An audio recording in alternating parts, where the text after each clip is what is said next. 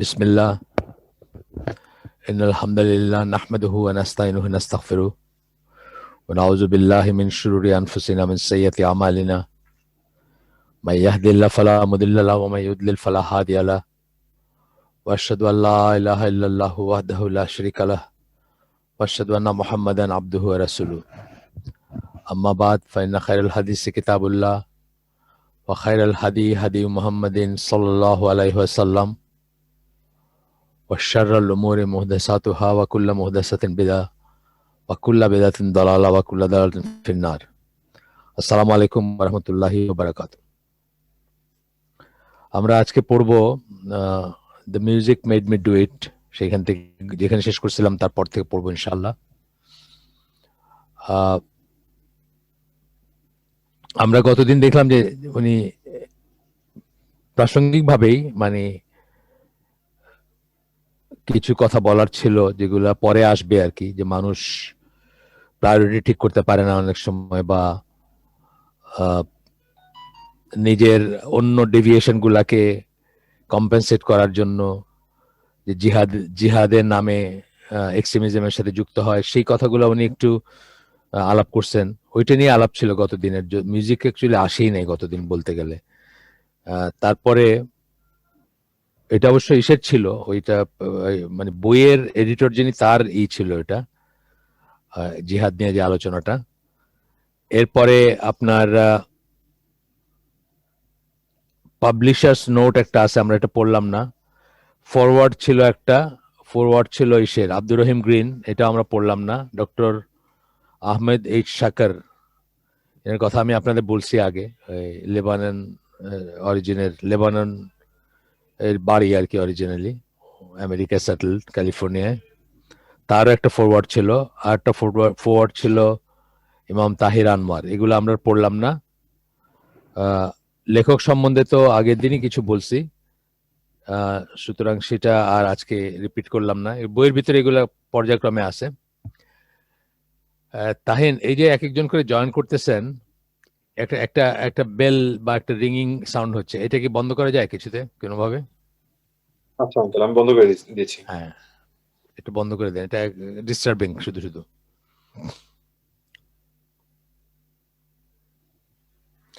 আচ্ছা, আজকে আমরা বইটার ইন্ট্রোডাকশন থেকে শুরু করবো ইনশাল্লাহ, যেখান থেকে আপনার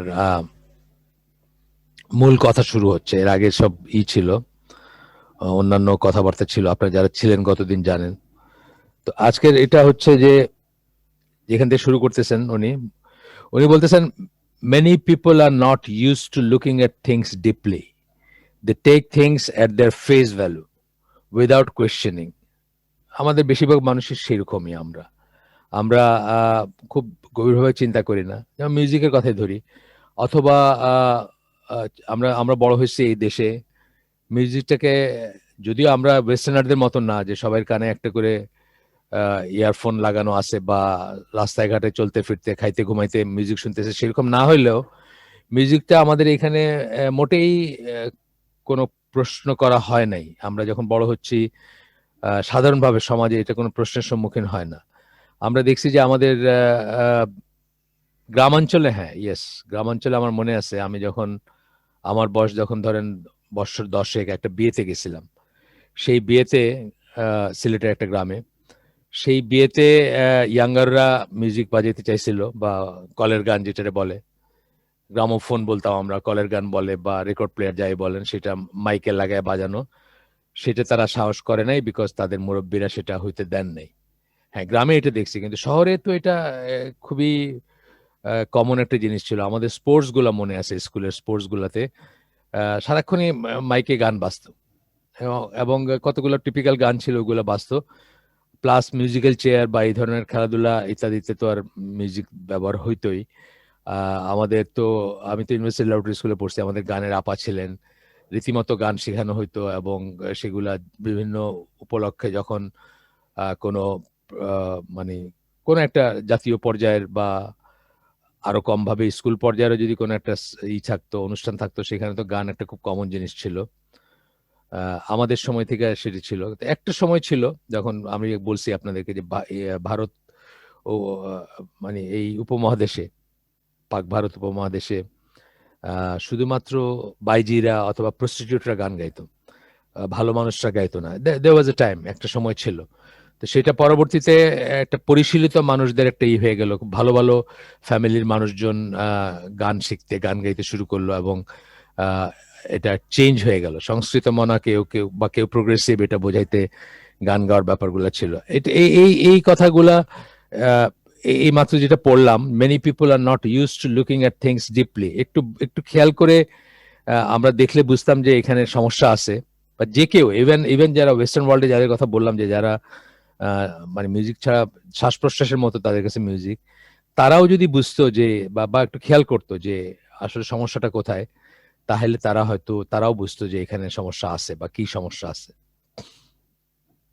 কিন্তু ফেস ভ্যালু যেটাকে বলতে, মানে বাইরের থেকে দেখে সবাই শুনতেছে, আচ্ছা আমি শুনলে কি হয়, সবাই এটার ভিতরে আছে, সবাই আমরাও থাকলাম, সমস্যা কি? অনেকে আবার অনেকভাবে ডিফাইন করার চেষ্টা করবেন যে যেটা অশ্লীল না অথবা যেটা ক্ষতিকর না সেই মিউজিক না শুনলে হয়। আচ্ছা, এরপরে বলতেছেন their minds do not question whether the things around them are right or wrong. যে সমস্ত জিনিসগুলো চারিদিকে আছে আমাদের, সেগুলো রাইট না রং, এইগুলা আমাদের মন বা আমাদের বিবেক কোয়েশ্চেন করে না। They simply take the seeing is believing approach. দেখতেছি এটা সবাই করতেছে, আমিও করতেছি, সবাই এইভাবে চলতেছে, আমিও চলতেছি। যেমন ধরেন আমাদের উপন্যাস গল্পগুলা কি 90%, 95% তো প্রেম ভালোবাসার উপন্যাস, তাই না? এই ব্যাপারটা যে ইসলামে হারাম, এই ব্যাপারটা প্যাশনেট লাভ যেটাকে আমরা বলি, মানে প্যাশনেট লাভ যখন বলা হয় তখন কেউ হাজবেন্ড ওয়াইফের লাভ বোঝে না। সেটা ওই দুজন বিপরীত লিঙ্গের এবং তারা কেউ কারো কিছু না, এই ধরনের মানুষের ভিতরে একটা সম্পর্ক বোঝে। এই জিনিসটা যে হারাম, এটা কি কখনো রিয়েলাইজ করছেন? বা যারা আজকে শুনতেছেন তারাও কি রিয়েলাইজ করছেন? এখন ইসলামের ভিতরে আসার পরে বা ইসলামী প্র্যাকটিস শুরু করার পরে এটা আলাদা ব্যাপার। আমি বলছি ইন জেনারেল, এটা তো এই যে গল্প উপন্যাসগুলো পড়ছেন, যত গল্প উপন্যাস পড়ছেন জীবনে, রবীন্দ্রনাথ, শরৎচন্দ্র থেকে শুরু করে যে কারো পড়ছেন, তার 90%-এর উপজীব্য বা 95%-এর হচ্ছে প্যাশনেট লাভ। কিন্তু এটা যে একটা হারাম জিনিস, এটা যে আল্লাহর অপছন্দনীয় জিনিস, এটা থেকে যে কখনো সুখী হওয়ার সম্ভাবনা নাই, এই জিনিসগুলোকে আমরা কখনো রিয়েলাইজ করছি বা কখনো পড়ি নাই, বা কখনো চিন্তা করি নাই, বা এই লাইনে যে কোনো পড়াশোনা করছি আমরা তা কিন্তু করি না। আমি অনেক বয়সে জানছি এই জিনিসটা, অনেক বয়সে জানছি যে এটা একেবারে আক্ষরিক অর্থে হারাম ইসলামে, মানে এই লাইনের যত কিছু আছে। সো আমাদের গানগুলা কি? আমাদের গানগুলো বেসিক্যালি তাই। গানগুলার লিরিক কি? এগুলাই তো লিরিক হয় সাধারণত, সাধারণ কথা বলতেছি আমি। এক্সেপশন আছে হয়তো 95টার বিপরীতে হয়তো 5টা পাবেন যেখানে এই ধরনের লিরিক নাই বা এই ধরনের কথা নাই। আচ্ছা, এরপরে বলতেছেন today music has become so prevalent that many Muslims listen to it without even questioning its position in Islam. মিউজিকের কথা মুসলিমদের কথা বলতেছেন এখন, আগেরটা জেনারেল কথা বলছিলেন, যে অনেক মুসলমান এটা শুনতে গিয়ে কখনো প্রশ্নও করে নাই যে, বা মনেও প্রশ্ন আসে নাই যে এটা ইসলামের অবস্থানটা কি, ইসলামে কি এটা এটা জায়েজ নাকি না জায়েজ, আমরা কি শুনবো নাকি, ইত্যাদি। তারপরে বলতেছেন যে মুসলিমদের বলতেছেন যে it is strange that such Muslims completely ignore what the হাদিস অফ দ্য প্রফেট সাল্লাল্লাহু আলাইহি সাল্লাম সে রিগার্ডিং মিউজিক সম্বন্ধে হাদিসে কি বলা আছে টোটালি ইগনোর করি। প্রথমত হাদিসই ইগনোর করি আমরা, মিউজিকের কথা পরে আসতেছে। হাদিসই ইগনোর করি, আমরা মনে করি হাদিসে যেটা আছে নট দ্যাট ইম্পর্টেন্ট, অথবা রাসূল সাল্লাল্লাহু আলাইহি ওয়াসাল্লাম যা বলছেন কোরআনে যেটা আছে সেটা ইম্পর্টেন্ট মোটামুটি ভাবে মনে করলেও হাদিসে যেটা আছে সেটা নট দ্যাট ইম্পর্টেন্ট। কিন্তু আমরা আপনাকে এইখানে যারা আছেন তারা সবাই জানেন, বা আমরা আপনাদের বারবার বলছি যে প্রায়োগিক ইসলাম মানে হাদিস ছাড়া কোনো প্রায়োগিক ইসলাম নাই। নো হাদিস নো ইসলাম, সোজা কথা, ইকুয়েশন যদি বলেন আপনি। তো সেইভাবে হাদিসের যে মর্যাদা বা যে গুরুত্ব পাওয়ার কথা ছিল সেটা তো নাই। আর মিউজিক নিয়েও আমরা তো এটা নিয়ে তো কোনো মানে চিন্তাই করি নাই যে এটা সম্বন্ধে হাদিসে কি বলা আছে, বা করি না আর কি। Today's Muslims ask the following questions of the Islamic scholars at just about every Islamic conference. উনি নর্থ আমেরিকায় থাকেন যেহেতু, সুতরাং ওইখানে ইসলামিক কনফারেন্স হয়। আমাদের দেশে ধরেন হালাকা, আমরা ওইটার জায়গায় হালাকা চিন্তা করতে পারি, অথবা ওয়াজ মাহফিলে ঠিক কোয়েশ্চেন হয় না, বাট হালাকা অথবা কনফারেন্স বা সেমিনার যেগুলো হয় এগুলোতে কোয়েশ্চেন আসে। তো সেখানে বলতে বা ডিবেট বা ইসে যে কোনো একটা আয়োজনে, সোজা কথা, যে কোনো একটা গ্যাদারিং এ, যেখানে ইসলামিক গ্যাদারিং বলবো আমি, যেখানে দিনের কথা চিন্তা করে একটা অনুষ্ঠান হয় বা ই হয়, সেখানে উনি বলতেছেন যে তিনটা কোয়েশ্চেন খুব কমন, মানে এই লাইনের তিনটা কোয়েশ্চেন উনি বলবেন, তিনটা লাইনের একটা কোয়েশ্চেন খুব কমন পাওয়া যায়, যেটা আমাদের দেশেও কিন্তু আমরা প্রায় শুনি, আমাদের দেশেও শুনি, কম হইলেও আমরা শুনি, ওইখানে তো একটু বেশি, যেহেতু এখানে লাইফের সাথে ইসলামী এই বিধানগুলা কন্ট্রাডিক্ট করে লাইফস্টাইলের সাথে, একটা বিরোধ দেখা দেয়, এবং কোনটা রাখবেন কোনটা ছাড়বেন এটা নিয়ে একটা ই থাকে। প্লাস ওইখানে লাইফস্টাইল, মানে ওইখানে থাকার বাই ভার্চু অফ লিভিং দেয়ার, তারা ওই জিনিসগুলোতে ইনভলভ হতে চান বা ওই ধরনের একটা লাইফস্টাইল গ্রহণ করতে চান, সেই জন্য প্রশ্নগুলো আসে। যেমন এক নম্বরটা হচ্ছে, what are the limits of hijab in Islam, do we have to cover our faces or not? এই একটা প্রশ্ন, যে হিজাব কোনটাকে হিজাব বলবো। আপনি দেখবেন যে টাইট একটা টি শার্ট এবং একটা জিন্স পরে মাথায় একটা কাপড় দিয়ে একজন, মানে একটা রুমাল বেঁধে একজন মনে করতেছেন যে উনি হিজাব করছেন। হ্যাঁ, এইটি জাস্ট ওই লাইফস্টাইলের জন্য হচ্ছে বা ওইখানে থাকার জন্য হচ্ছে। ওইখানে এটাকে মনে হচ্ছে একটা বিরাট কাজ করে ফেলছেন, যে মাথায় একটা কাপড় দিয়েছেন। আসলেও মাথায় কাপড় দেওয়া যে খুব সহজ সেটা আমি বলতেছি না, কিন্তু এই প্রশ্নগুলো ওইখানে আসবে, কারণ ওইখানে বেশি আসবে, আমাদের দেশেও আসতেছে এখন, আমার দেশেও আসে এখন এইসব কোয়েশ্চেন গুলা। Do you have to cover our faces or not, মুখ ঢাকতে হবে কিনা, এই প্রশ্ন একটা বলতেছেন। 2 নম্বর প্রশ্ন বলতেছেন, what is the position of music in Islam, ইসলামের মিউজিকের কি অবস্থান কি, ইজ ইট হালাল, এটা কি হালাল নাকি, অথবা হারাম নাকি, মানে হারাম নাকি। এটি নিয়ে আপনার বিশাল একটা রেঞ্জ আছে। সুফিরা অথবা মডার্নিস্টরা বা রিফর্মিস্টরা, তারা হয়তো আপনাকে বলবেন যে জাস্ট কিছু বিশেষ শ্রেণীর মিউজিক ছাড়া বাকি সবকিছুতে কোনো সমস্যা নাই। আবার আরেকটা এক্সট্রিম বলতে আমি চরম পন্থা বোঝাচ্ছি না, মানে আরেকটা এন্ডে আপনি দেখবেন যে যারা অলমোস্ট কিছুই পারমিট করেন না, এবং আমাদের লাইফস্টাইলটা যেহেতু, বা আমাদের জীবন ব্যবস্থা যেহেতু পশ্চিমা লাইনেই চলতেছে সবখানেই, এই দেশেও বা অন্যত্র, সুতরাং আমরা ডেফিনেটলি ওই ইটাই আমাদের কাছে ভাল লাগবে শুনতে, আপনার ল্যাক্স বা উদারপন্থী যে এইটা, বড়জোর মধ্যপন্থী, কিন্তু আসলে মিউজিক তো অত্যন্ত অত্যন্ত ক্ষতিকর একটা ব্যাপার। এবং জাস্ট বিকজ সবাই করতেছে বা সবাই এটার ভিতরে আছে, এটা জাস্টিফাইড হয়ে যায় না। আচ্ছা, আমরা দেখবো এটা নিয়ে, বইটা তো এটা নিয়ে আমরা আস্তে আস্তে পড়বো ইনশাল্লাহ। এরপরে 3 নম্বর যেটা বলতেছেন, যে 3 নম্বর যেটা নিয়ে প্রশ্ন করা হয়, is it compulsory for man to grow beard in Islam, দাড়ি রাখা কি নাকি, মানে কম্পালসারি নাকি। এটা আমাদের দেশেও আছে, এই প্রশ্ন আমাদের দেশেও আছে। আর অন্য দেশে তো, ওয়েস্টার্ন ওয়ার্ল্ডে যারা থাকেন বা পশ্চিমা এসে, তাদের ভিতরে তো আছেই। আমার দেশে আমরা অনেক ধরনের কোয়েশ্চেন পাই। আমরা ওয়াইফ আমাদেরকে রিকোয়েস্ট করছেন হাজবেন্ডকে যেন ইনডিরেক্টলি তার কথা না বলে যেন বোঝাই আমরা, যে দাড়ি কতটুকু রাখতে হবে, দাড়ি যে ছেড়ে দিতে হবে, দাড়ি যে বড় রাখতে হবে। হ্যাঁ, এই কথা আমাদের কাছে, মানে ওয়াইফ করছেন, এখন না, এখন থেকে আর 10 বছর আগে, যে তার হাজবেন্ডকে তার কথা না বলে বা ইনডিরেক্টলি যেন আমরা বলি যে দাড়িটা আসলে উনি যেভাবে রাখার চিন্তা, একটা ফ্রেঞ্চ কাট দাঁড়িয়ে আছে, এটা এনাফ না, এটা দিয়ে কিছু মিন করে না, অ্যান্ড সো অন। তো এটাতে একটা লাইনে কোয়েশ্চেন আছে, কম্পালসারি কিনা এটা নিয়ে অনেক কোয়েশ্চেন আছে আমাদের এখানে। এবং শুধু ছেলেরাই করেন তা না, মেয়েরা করেন, মেয়েদেরই যারা সেইভাবে আল্লাহর কাছে আত্মসমর্পণ করেন নাই, সেসব মেয়েদের প্রবল আপত্তি দাড়িতে। আসলে দাড়িটা আর হিজাবটা দুইটাই এমন দুইটা জিনিস যেটা আপনার লুকটা কমপ্লিটলি চেঞ্জ করে দেয়। আমার নিকট আত্মীয়া একজন, উনি ইয়াং বয়সেই, যেদিন প্রথম হিজাব করছেন, সেদিনই রিক্সাওয়ালা তার খালাম্মা ডাকছে। তো এই যে ব্যাপারটা, এটাতে বড় একটা শিফট, এবং এটা আসলেও অনেক সময় কষ্ট লাগতে পারে, বিশেষ করে দুনিয়া যেভাবে চলতেছে সেখানে কষ্ট লাগতে পারে। দাড়িটাও সেম, দাড়িটাকে হিজাব, মোহাম্মদ আল জিবালি, উনি একজন ইসলামিক স্কলার, মদিনায় সেটেলড এখন, আগে ওয়েস্টে ছিলেন, ওয়েস্টার্ন ওয়ার্ল্ডে ছিলেন। উনি তো বলছেন, ওনার দাড়ির উপর বই আছে, উনি বলছেন দাড়িটা হচ্ছে মেল হিজাব, মানে মেয়েদের যেরকম হিজাব, একজন হিজাবী মহিলার দিকে যেমন সহজে কেউ তাকাবে না অথবা ইঙ্গিতবহ কোনো করবে না, তাকানো থাকবে না তার, বা কোনো সাজেস্টিভ কোনো ই থাকবে না। আহ, একজন একজন দাড়িওয়ালা মানুষের ঠিক সেম ভাবে হিজাবটা, মানে দাড়িটা তার হিজাব হিসাবে কাজ করে। মেল হিজাব বলছেন, একজন দাড়িওয়ালা পুরুষ হলে তার দিকেও কোনো এইভাবে ইউজুয়ালি কেউ তাকাবে না বা ই করবে না। সেই দাড়িটা আবার কতটুকু সেটা নিয়েও কিন্তু অনেক বিতর্ক আছে।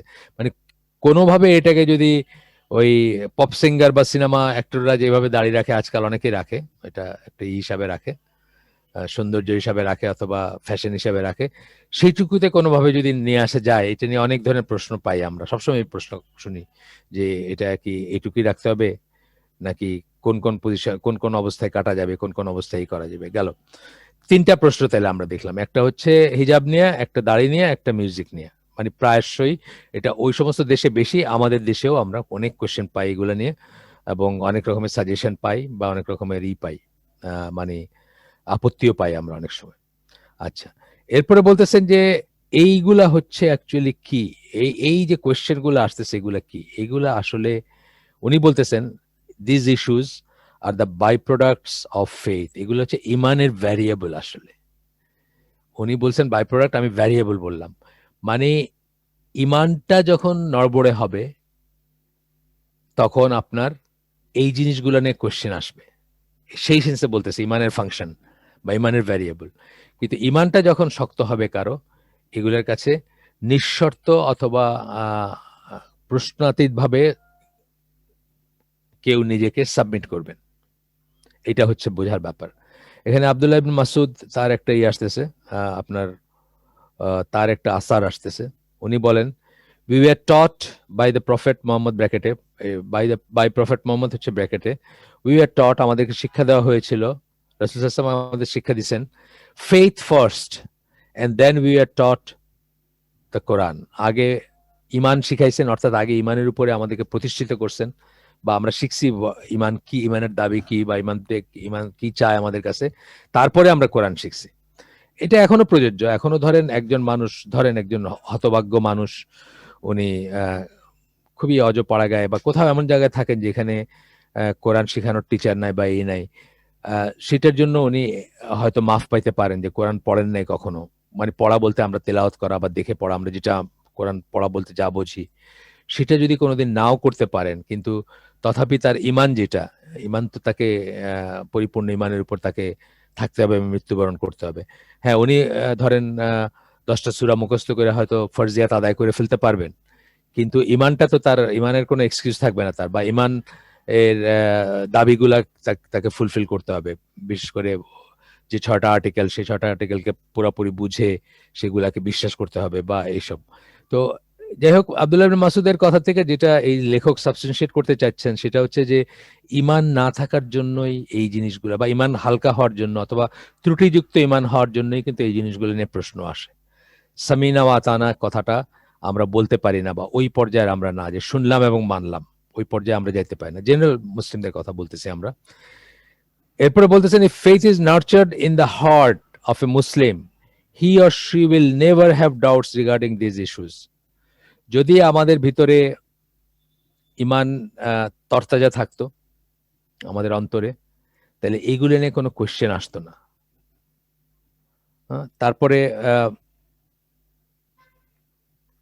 একটা আয়াত কোট করতেছেন, 91 নম্বর সূরা, 8 নম্বর আয়াত, সরি, and inspired it, মানে its wickedness and its righteousness, মানে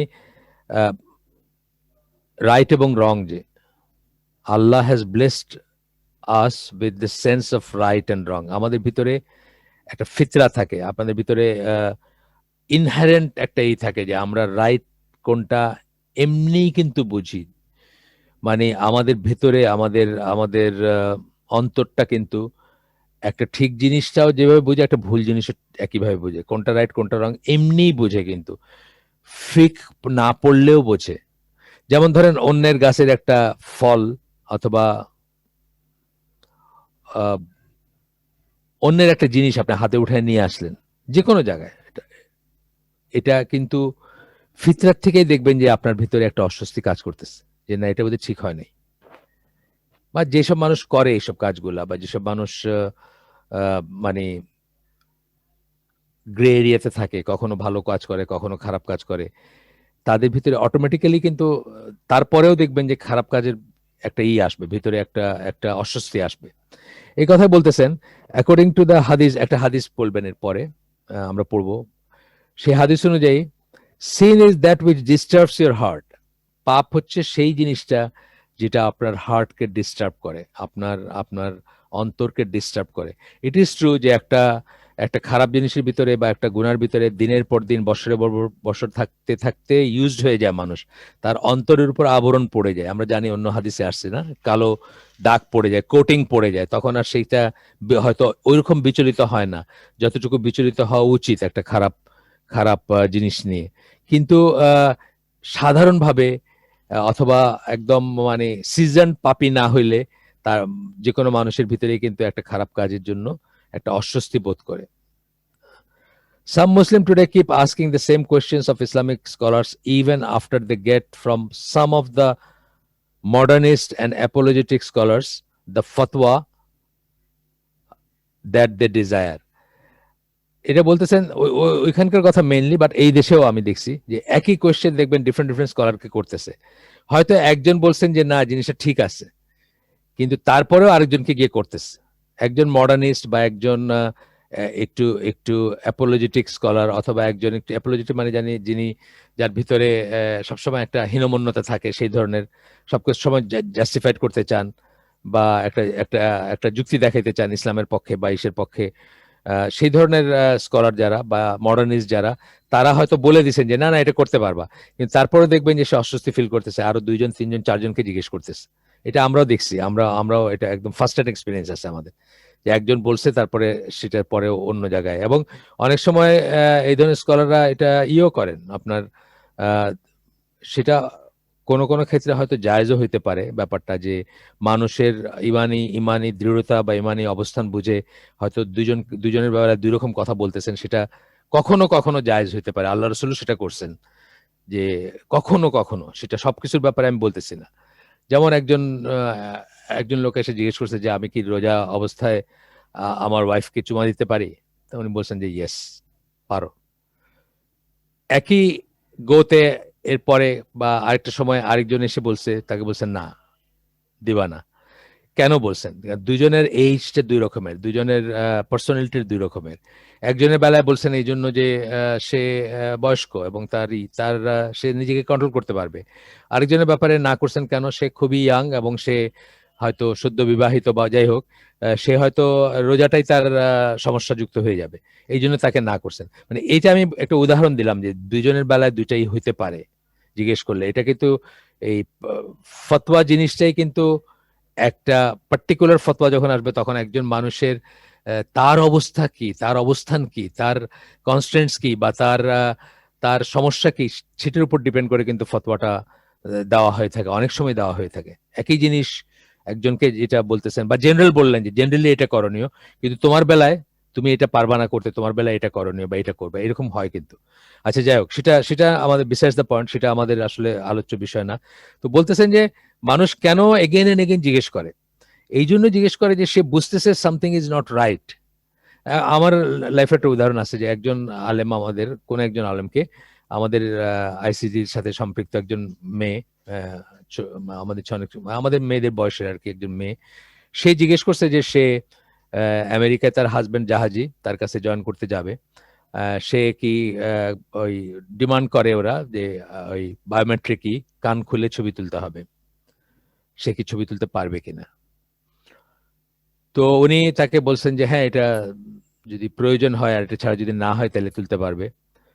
তো সে আমাদের সাথে আলাপ করছে যখন, তখন আমরা বলছি যে না, এটা তো ঠিক হয় নাই বলা, এই জন্য যে এটা তো আপনার জন্য লাইফ সেভিং না, বা ওইখানে আপনার পার্মানেন্টলি আপনার হাজবেন্ড থাকতেছে, তার সাথে যুক্ত হইতে বা তার সাথে জীবনযাপন করতে আপনি যাচ্ছেন, এটা না ব্যাপারটা। আপনি বেড়াতে যাচ্ছেন, ফর এ মান্থ অর 2, বা একটা শর্ট ইসের জন্য। এটা এমন কোনো জরুরত না যে জন্য আপনি এটা করবেন, আর এটা তো হারাম ব্যাপারটা, আপনার তো আওরা কানটা, সুতরাং এটা ঠিক হয় নাই বা এটা ঠিক না।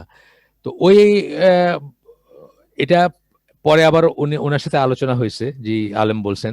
তো উনি বলছেন যে আমি তো জানতাম না যে ও আইসিডির মেয়ে, তাইলে আমি অন্যভাবে বলতাম কথাটা। এই এই যে ব্যাপারটা, যে হয়তো উনি কোন একটা পয়েন্ট অফ ভিউ থেকে চিন্তা করে তাকে বলছেন যে ঠিক আছে করতে পারেন আপনি, কিন্তু তার ভিতরে সেই মেয়েটা যে তার ভিতরে কিন্তু ঠিকই খচখচ করতেছিল যে ইটস নট রাইট, এটা ঠিক না।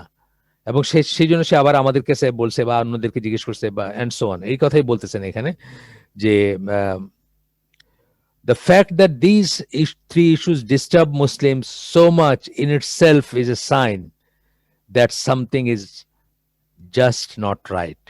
এই যে মানুষ বারবার এই প্রশ্নগুলো জিজ্ঞেস করতেছে, একই প্রশ্ন জিজ্ঞেস করতেছে, চান্স পাইলে জিজ্ঞেস করতেছে, সেখান থেকে বোঝা যাচ্ছে যে এখানে সামথিং ইজ নট রাইট, মানে এখানে কোনো একটা সমস্যা আছে। আমরা আমরা মানে এই লেখক বলতেছিলাম, আমরা নিজেরাও বুঝতেছি যে ব্যাপারটা সেরকমই। মানুষ যখন বারবার একটা কিছু জিজ্ঞেস করে তখন সে মানে শান্তি পাচ্ছে না এই জন্য। তো এখানে একটা হাদিস আসতেছে, বেশ মজার হাদিস, মানে আমি এই ফর্মে হাদিসটা আগে খেয়াল করি নাই। এটা হচ্ছে যে narrator on the authority of ওয়াবিসা ibn মাবাদ, যিনি আল্লাহ রাসূলের কাছে গেছিলেন এবং রাসূল সাল্লাল্লাহু আলাইহি ওয়াসাল্লাম তাকে বলছিলেন, you have come to ask about righteousness, প্রশ্ন করছিলেন, তুমি পরেশগারি বা সৎ কাজ সেই সম্বন্ধে জিজ্ঞেস করতে আসছো? আই সেড ইয়েস, উনি বলছিলেন হ্যাঁ। তখন আল্লাহ রাসূল বললেন, কনসাল্ট ইওর হার্ট, তোমার অন্তরের সাথে পরামর্শ করো বা জিজ্ঞেস করো বা তাকায় দেখো। Righteousness is that about which the soul feels tranquil and the heart feels tranquil. আমাদের অন্তর, আমাদের চিত্ত, আমাদের মনটা যখন প্রশান্তি বোধ করে, সেটা হচ্ছে রাইটিয়াসনেস। এটা জেনারেল হিউম্যান বিং, জেনারেল মানুষের ব্যাপারে বলা হচ্ছে, এটা খেয়াল করার ব্যাপার আছে। একদম সিজন পাপির বেলায় এটা নাও হইতে পারে হয়তো, হ্যাঁ, সিজন পাপির বেলায় নাও হইতে পারে। এই যে বললাম যে একটা কোটিং পড়ে যায়, অন্য হাদিসে আসছে, অন্য ইসে আসছে যে অন্তরের উপরে আবরণ পড়ে যায়, তারপরে সেখানে কিছু প্রবেশ করতে চায় না, একদম সিজন, যেটা যারা মার্ডার করতে করতে ধরেন এমন অবস্থায় গেছে যে রক্ত তার কাছে আর কোনো ব্যাপার না, সেটা আলাদা কথা। আচ্ছা, তারপরে বলছেন যে অ্যান্ড, আচ্ছা গেল, and wrongdoing is that, আর জুলুম অথবা খারাপ কাজ বা গুনার কাজ হচ্ছে সেটা, is that which wavers in the soul and moves back and forth in the breast, even though people again and again have given you their opinion in its favor. আর খারাপ কাজ বা যেটা মানে ভালো কাজ না, অথবা জুলুম, যেটা রং ডুইং বলছেন এখানে, শুধু ইংলিশ আছে, এখানে অ্যারাবিক টেক্সট নাই হাদিসের। তো সেটা হচ্ছে এমন, যেটা কি এক্সাক্ট টার্ম কি ছিল আমি জানি না। তো বলতেছেন যে সেটা হচ্ছে এমন যেটাতে চিত্তটা বা অন্তরটা অশান্ত হয়। হ্যাঁ, যদিও মানুষ এটার পক্ষে ফতোয়া দিছে, অপিনিয়ন দিছে যে এটা তুমি করতে পারো, কিন্তু অন্তরটা তারপরে সেটা মানতে চায় না, মানতে পারে না, বা ভিতরে একটা চলতে থাকে, একটা তোলপাড় চলতে থাকে, অথবা একটা রিয়াকশন চলতে থাকে। এটা হচ্ছে আহমদের হাদিস এবং আলবানির মতে সহি। এরপর একটা হাদিস আসতেছে যেখানে আল্লাহ রাসূল সাল্লাল্লাহু আলাইহি ওয়াসাল্লাম বলেন, এটা মুসলিমের হাদিস, virtue is good ethics and behavior, and wrong action is what irritates the heart and what you do not want other people to see. এটা ছোট্ট, আগেরটা তুলনায় ছোট হাদিসটা। ভার্চু, গুণ, সদ্গুণ, is good ethics and behaviour, ভালো আচরণ এবং ভালো মূল্যবোধ বা নীতি, এথিক্স। আর রং অ্যাকশন মানে ভুল অ্যাকশন বা ভুল কাজ হচ্ছে সেটা which irritates the heart, যেটা অন্তরকে ইরিটেট করে অথবা অশান্ত করে বা অস্বস্তি দেয় অন্তরকে, and what you do not want other people to see, এবং যেটা তুমি অন্য মানুষ দেখুক এটা চাও না। এটা খুব দামি একটা কথা, লাস্ট কথাটা। আমরা কি করি, আমরা অনেক সময় হয়তো একটা খারাপ কাজ করে ফেলি কিন্তু আমরা চাই না যে এটা অন্য জানুক বা অন্য দেখুক। তার মানে ভিতরে আমাদের এই বোধটা আছে যে দিস ইজ নট রাইট, সেই কথাটা আসতেছে আর কি এখানে আবার। এরপর বলতেছেন যে modernist, it is interesting to note that the modernist among Muslims usually take a stand against the position of Prophet Muhammad sallallahu alaihi wasallam and his companions and our great imams on these three issues. এই তিনটা issue কি ছিল? একটা ছিল হিজাব, একটা ছিল music, একটা ছিল দাড়ি। মেয়েদের হিজাব পরা, মিউজিক, আর ছেলেদের দাড়ি রাখা। এই তিনটা ইস্যুতেই দেখবেন মডার্নিস্ট যাদেরকে বলতেছেন আধুনিকতাবাদী, তারা দেখবেন আল্লাহ রসুলের বিপরীতে আল্লাহ রসুল সাহাবী এবং আমাদের ইমাম যারা ছিলেন, মানে আমরা যাদেরকে সালাফ বলি অন্যত্র অন্য বর্ণনায়, প্রথম 3 জেনারেশন মেইনলি, তাদের এগেনস্টে তারা স্ট্যান্ড নেন বা তাদের এগেনস্টে তারা অবস্থান নেন। They use the issues to attract following among the Muslims. তারা এগুলো কেন বলেন? তাইলে আপনার অনুসারী বাড়বে। এটা তো সত্যি কথা, অনুসারী বাড়বে। মানে আমরা জানি নর্থ আমেরিকাতে মডার্নিস্ট কারা, তাদের ফলোয়ার আমরা জানি, কত ফলোয়ার্স তাদের। কিন্তু নর্থ আমেরিকায় সবচেয়ে বড় আলেম যারা, তাদের নামও হয়তো আপনারা জানেন না। আমি যদি নাম বলি আজকে, আপনারা দেখেন তো কয়জন জানেন। একজনের নাম বলি আমি, কনভার্টেড মুসলিম, অত্যন্ত অত্যন্ত মানে উঁচু গ্রেডের আলেম। উনি মসজিদের ইমাম প্লাস একটা কমিউনিটির আমির, মানে একটা কমিউনিটি সেট আপ করছেন। এবং উনি কম্পিউটার সায়েন্স ইঞ্জিনিয়ারিং এ পিএইচডি, তারপরে ওই ইমাম জামিয়াতুল ইমামে উনি সে কুলিয়াতুশ শরিয়াতে ইকোনমিক্স নিয়ে পড়াশোনা, ইসলামিক ইকোনমিক্স নিয়ে পড়াশোনা করছেন। কিন্তু আপনার, আমি মোটামুটি শিওর যে এখানে এখন এই মুহূর্তে 55 জনের একটা লিস্ট আছে, 5 জনও হয়তো ওনার নাম শোনেন নাই। হ্যাঁ, ওনার নাম হচ্ছে সেলিম মর্গান। শুনছেন কিনা দেখেন তো, চিন্তা করে। শোনেন নাই। কিন্তু আমি মানে মডার্নিস্টদের কথা যদি বলি, আমি নোমান আলী খানের নাম শুনছেন না? বা মডার্নিস্ট বা যারা একটু রিভিশন করেন, অথবা ইয়াসির কাদি, সবাই নাম জানেন। হয়তো 55 জনের 55 জনই জানেন। আর একটু ইসে গেলে জামাল বাদাবের নাম হয়তো সবাই জানেন। তো এটা হচ্ছে কথা, যে এটা এটা একটা দুঃখজনক ব্যাপার যে যারা শুদ্ধ বা যারা পিওরার ইসে থাকেন, তারা পিওরার মানহাজের উপর থাকেন বা ইসের উপর থাকেন, তারা আসলে প্রচার বিমুখম প্রথমত, এবং দ্বিতীয়ত তারা লাইমলাইটে আসতে চান না। সুতরাং লাইমলাইটে সাধারণত কারা আসে? সাধারণত আপনার ইরাই আসে, এই মডার্নিস্টরাই আসে, এবং তাদের কাছেই ছুটে গিয়ে সবাই জিজ্ঞেস করে যে এটা সম্বন্ধে আপনার মত কি।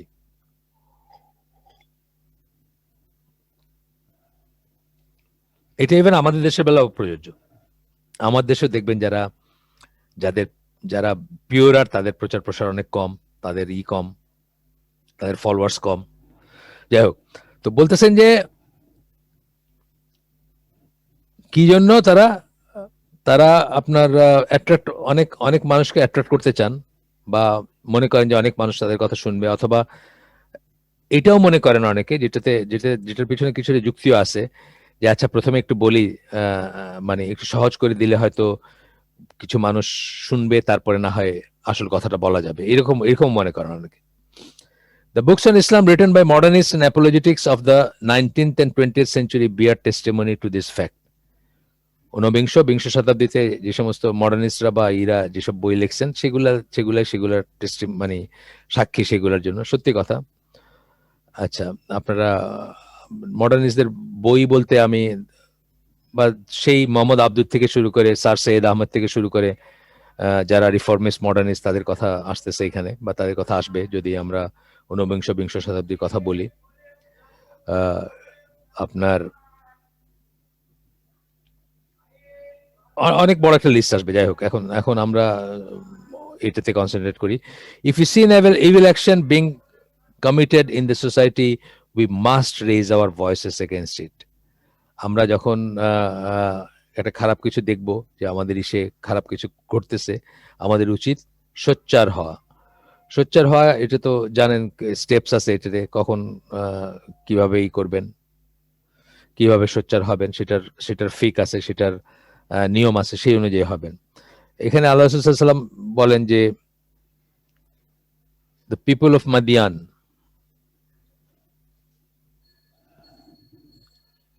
ও আচ্ছা, এটা অন্য কথা বলতেছেন, দাঁড়ান, না, এটা অন্য কথা বলছেন, আল্লাহ রাসূল সাল্লাল্লাহু আলাইহি ওয়াসাল্লাম সম্বন্ধে না, সরি, শুআয়ব আলাইহিস সালাম সম্বন্ধে বলতেছেন যে উনি যদি মাদিয়ানের লোকজনকে,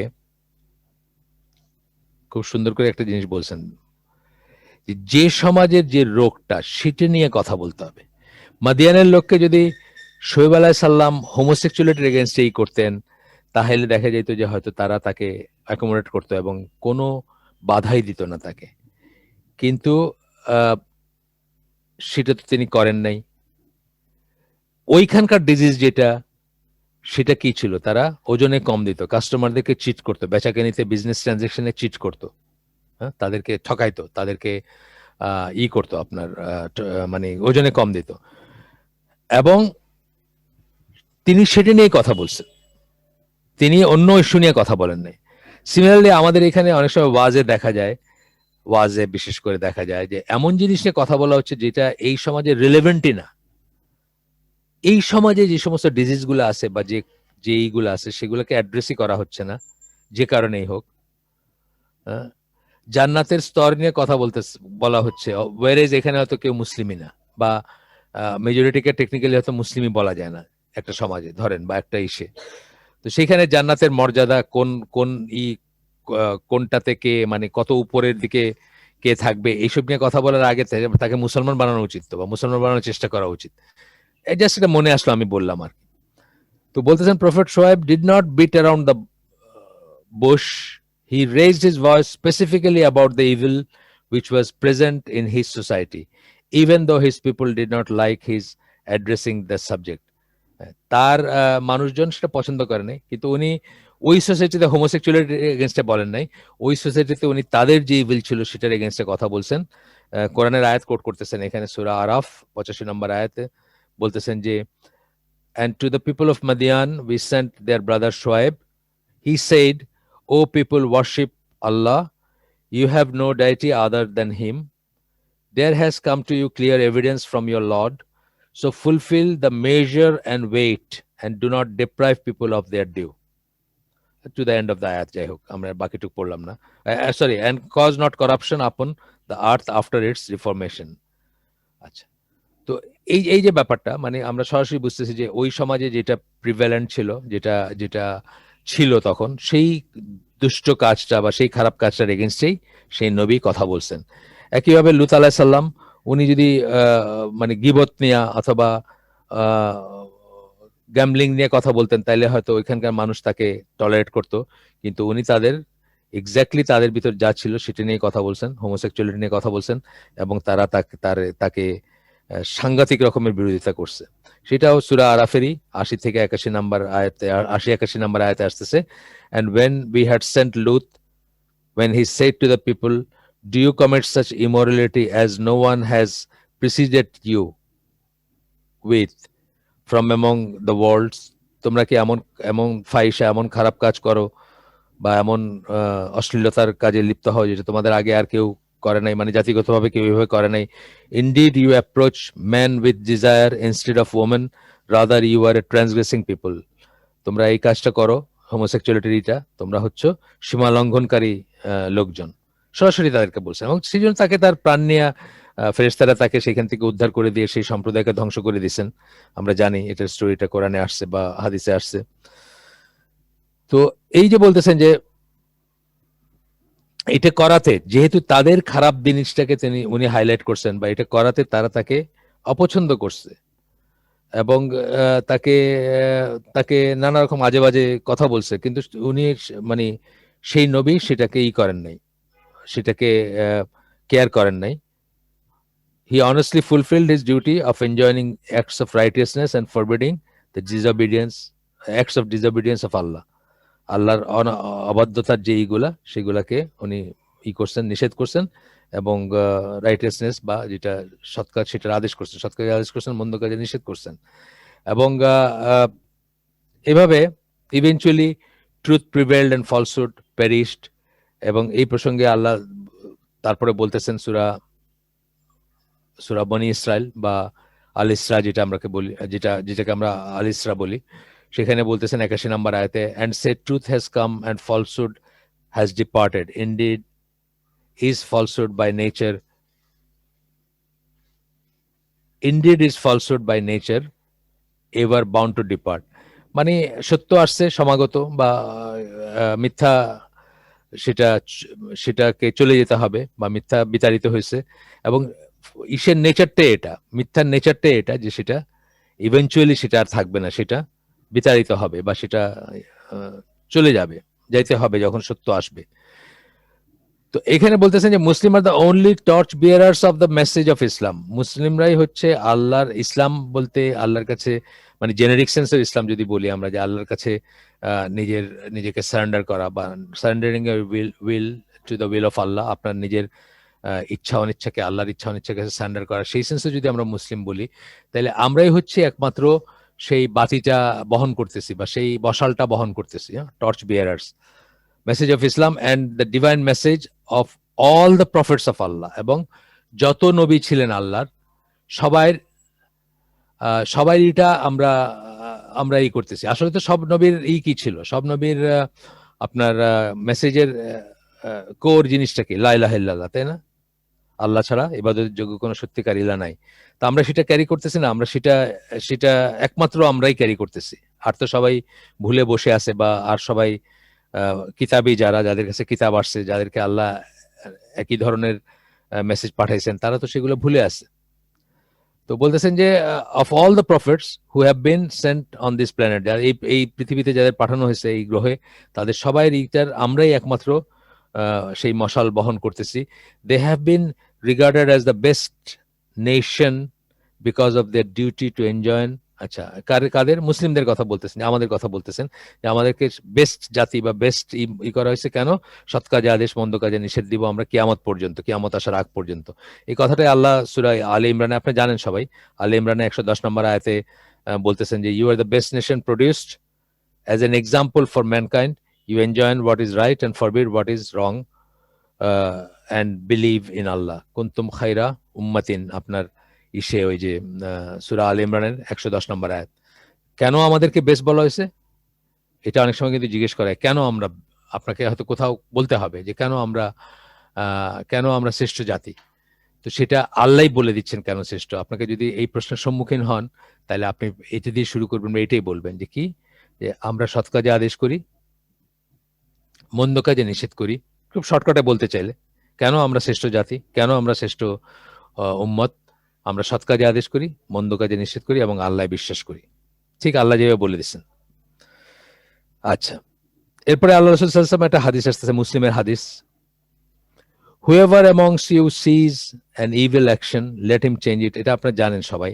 এটা এই হাদিসটা আমি কালকেও বোধহয় না, কালকে না পরশু কোন একটা হালাকাতে বলতেছিলাম যে এটা আমি একেবারে হয়তো 5-7 বছর বয়স থেকে জানি, কিন্তু এটা যে পার্টটা আমি খেয়াল করি না আগে, বা যে পার্টটা খুব ভয়ঙ্কর, যেটা জেনে আমার খুব ভয় লাগছে, সেটা আপনাদের সাথে একটু শেয়ার করি। এটা হচ্ছে যে যে কেউ যে একটা খারাপ কাজ হইতে দেখবে, তা সে যেন হাত দিয়ে সেটাকে চেঞ্জ করার বা সেটা পরিবর্তন করার চেষ্টা করে, অর্থাৎ ফিজিক্যালি যেন চেষ্টা করে। যদি না পারে তাহলে যেন জিহ্বা দিয়ে করে, অর্থাৎ প্রতিবাদ করে বা এটার এগেনস্টে কথা বলে। এবং তাও যদি না করতে পারে, দেয়ার মে বি সিচুয়েশন, সেটাও করা যাবে না বা যাচ্ছে না। যান বাঁচানো ফর্স, সেই জন্যই যাচ্ছে না, যে আপনার আপনার প্রাণ যাইতে পারে সেটা যদি করতে যান, এরকম সোসাইটি থাকতে পারে বা এরকম অবস্থা হইতে পারে। তো সেখানে কি করবেন?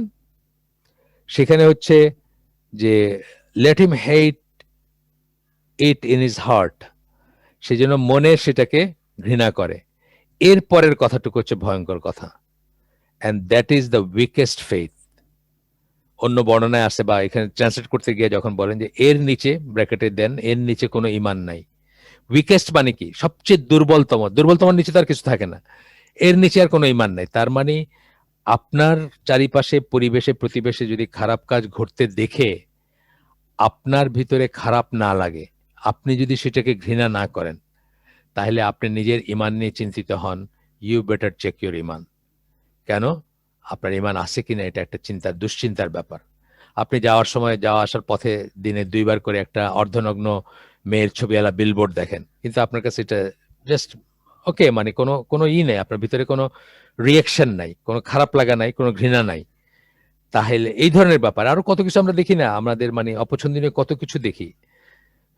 যা কিছু দেখি আমাদের যেটাকে হারাম দেখি অথবা আল্লাহ নিষেধ করছেন এরকম জিনিস যখন ঘটতে দেখি, এবং আমাদের মনে যদি খারাপটাও না লাগে, মানে ঘৃণাও যদি জাগ্রত না হয়, তাইলে কি বুঝতে হবে যে উইকেস্ট যে ইমান সেটাও আমাদের নাই, হয়তোবা আমাদের ইমানই নাই।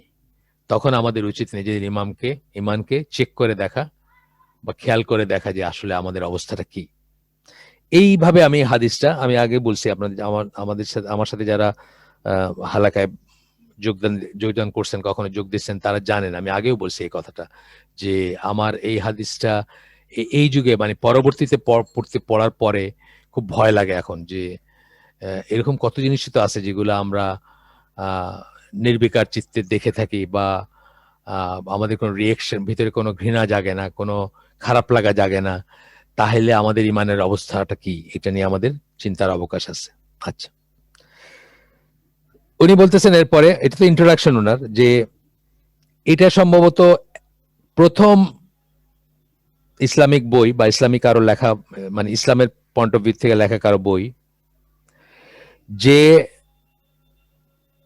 এফেক্টস অফ মিউজিক নিয়ে, মানে মিউজিকের প্রভাব নিয়ে আলোচনা করছে in the light off modern scientific research. Modern scientific research, এইসব রিসার্চ সবাই জানে না কেন? কারণ এইসব রিসার্চ সমাজের সমাজের বেশিরভাগ মানুষের রুচি, আকর্ষণ, ভাল লাগার এগেইনস্টে যাবে, ব্যবসার এগেইনস্টে যাবে। আপনারা তো জানেন যে মিউজিক ইন্ডাস্ট্রি হচ্ছে মাদকদ্রব্য এবং অস্ত্রের পরে সবচেয়ে বড় ইন্ডাস্ট্রি, মানে সবচেয়ে বড় ব্যবসার একটা মিউজিকের ব্যাপারগুলো। আপনার খেয়াল করলে, একটু খবর নিলে বুঝবেন কত বিলিয়নস অফ ডলার্স। মানে আপনি দেখেন না, একজন যে গানে বাজনায় যে উন্নতি লাভ করতে পারে, ফর এক্সাম্পল মাইকেল জ্যাকসন যে ছিল, মারা গেছে, অথবা ম্যাডোনা বা এই ধরনের যারা, তাদের টাকা পয়সার কোনো হিসাব নেই আর কি। মানে সবচেয়ে তাড়াতাড়ি বড়লোক হইতে পারার একটা হচ্ছে এটা। তো সুতরাং সেখানে এই কথাগুলো আসবে না। আসলে সেটা ব্যবসার এগেন্সে যাবে, কনজিউমারের এগেন্সে যাবে, মানুষজন জানিয়ে সুখী সেটার এগেন্সে, অ্যাপারেন্টলি জানিয়ে সুখী মনে করতেছে সুখী সেটার এগেন্সে যাবে, জনমতের এগেন্সে যাবে। এই জন্য হয়তো আসে না, কিন্তু উনি দেখাবেন যে সায়েন্টিফিক রিসার্চ থেকে আসছে যে মিউজিকের খারাপ এফেক্টগুলো কি। তারপরে চ্যাপ্টারগুলো কিভাবে উনি ভিন্ন মানে সাজিয়েছেন সেটা বলতেছেন। প্রথম চ্যাপ্টারে presents the position of music in the light off Quran and হাদিস অফ দ্য প্রফেট মোহাম্মদ সাল্লাল্লাহু আলাইহি ওয়াসাল্লাম। কোরআন হাদিসের এসে মিউজিকের অবস্থান কি হবে সেটাই করছেন। মিউজিকের উপর আরেকটা বই আছে, বাট ওই বইটা আগেও বলছি আপনাদের আমি, যে ওই বইটা এই লাইনের কথা বলে না, শুধু শরিয়া লাইনের কথা বলে। কিন্তু ইনি সায়েন্টিফিক এফেক্ট এবং একদম রিয়েল আর কি, ধরেন মানে এম্পিরিক্যাল কিছু জিনিস নিয়ে আলোচনা করবেন, সেটা হয়তো ওই বইটাতে নাই। ওই বইটা ছোট বই, হচ্ছে ছোট বই, মিউজিক অ্যান্ড সিঙ্গিং ইন ইসলাম, মুস্তফা আল কানাডি বলে এক ভদ্রলোকের বই। উনি মারা গেছেন, কনভার্টেড মুসলিম ছিলেন, ইটালিয়ান অরিজিনের, কানাডায় থাকতেন। তো ওনার বইটা পাওয়া যায়, সফট কপি পাওয়া যায়, আপনার চাইলে কেউ ডাউনলোড করতে পারেন। বেশি বড় না, ছোট, বাট হার্ড কপিও হয়তো পাইতে পারেন, বাংলাদেশে না, বাট মালয়েশিয়া সহ, সিঙ্গাপুর সহ অন্য জায়গায় পাইতে পারেন। The second part of the book focuses on the scientific research done by social psychologists. মুসলমানরা না, কিন্তু এই যে মুসলমানরা করছে এই গবেষণা তা না, কিন্তু নট নেসেসারি মুসলমানরা, যারা সোশ্যাল সাইকোলজিস্ট, সমাজের মনস্তত্ত্ব নিয়ে যারা করে, সামাজিক মনস্তত্ত্ব নিয়ে, অ্যাজ ওয়েল এজ বায়োলজিস্ট, মানে জীববিজ্ঞানী যারা এটা নিয়ে গবেষণা করছেন, pertaining to the fact of music on the human body, effect of music on the human body হবে আর কি। যাই হোক, হ্যাঁ, to the effects of music on the human body, মানুষের শরীরের উপরে মিউজিকের কি, শরীরের উপর মানে কি, এটা তো আমাদের বেস ইনস্টিংক্টকে করে, মিউজিক অ্যাপিল করে। অনেক সময় দেখবেন অজান্তেই করে। আপনি তো খেয়াল করবেন, আমি খেয়াল করছি মানুষের ভিতরে, যে উনি 20 বছর মিউজিক শোনেন না, 30 বছর ধরে মিউজিক শোনেন না, বাদ দিচ্ছেন, এককালে শুনছেন, ছোটবেলায় শুনছেন ভাই কেউ কোনো একজন, কিন্তু পাড়ায় কোনো একটা লাউডস্পিকারে অথবা কোনো একটা অনুষ্ঠান হচ্ছে, কোথাও মিউজিক হচ্ছে, হয় চেনা অথবা না চেনা মিউজিকই হোক, কিন্তু পাটা বিটের তালে তালে নড়তেছে।